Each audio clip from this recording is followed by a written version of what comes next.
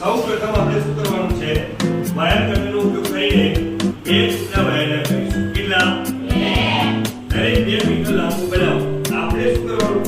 જેટલો તમને જોઈએ છે એટલા મીટર વાયર લંબાઈનો કટ કરીશું. પ્રથમ પગલું આ થઈ ગયું. બીજું, તમારી પાસે વાયરના 2 ટુકડા છે. કેટલા ટુકડા? 2. જો 2 છે તો ગયા. દરેક વાયર 2 મીટર લાંબો છે. કેટલા મીટર? 2. ને દૂર કરી આ બે જે ટર્મિનલ છે અને બે ટર્મિનલ એટલે બંને પ્લસ હશે ના એના ટર્મિનલ ને શું કરવાનું છે? ઇન્સ્યુલેશન. આ જે વાયર ઉપર છે ઇન્સ્યુલેશન કહેવાય. એને કટ કરીને વાયરને આપણે જોડીશું એવું કહીએ છીએ. બરાબર? એ ઇન્સ્યુલેશન કવર યુઝ કરી વાયરને બલ્બ હોલ્ડરમાં જોડશું. આ બે વાયર આપણે ક્યાં જોડ્યા? હોલ્ડરમાં કનેક્શન આપી. બરાબર છે? કનેક્શન આપ્યા પછી તમારી પાસે એક બલ્બ હોલ્ડર છે જે આકૃતિમાં જોડાણ આપણને દેખાય છે. સેમ આવે આકૃતિમાં આપી છે. બીજું કે હોલ્ડરો કઈ રીતે બનાવે છે?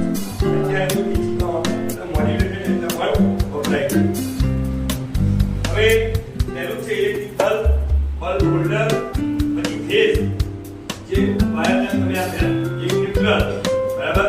બે ફેઝ આપે. કેટલા ફેઝ? પરીક્ષણમાંથી એક વાયર રાખો એટલે આકૃતિમાં દર્શાવ્યા મળે ટર્મિનલ A અને B નો પરીક્ષણ માટે ઉપયોગ આપણે કરી શકીશું. આના માટે આપણે વર્તન કરીશું કે વાયરમાં કોઈ ખામી છે કે નહીં.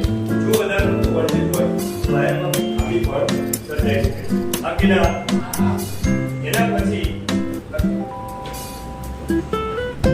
સર્કિટ અથવા ઘટકમાં વાતની શક્યતા તપાસો.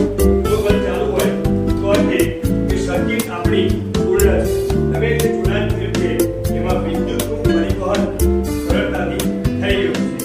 જે કરંટ જે છે એ પસાર થયું છે સંપૂર્ણપણે તમારા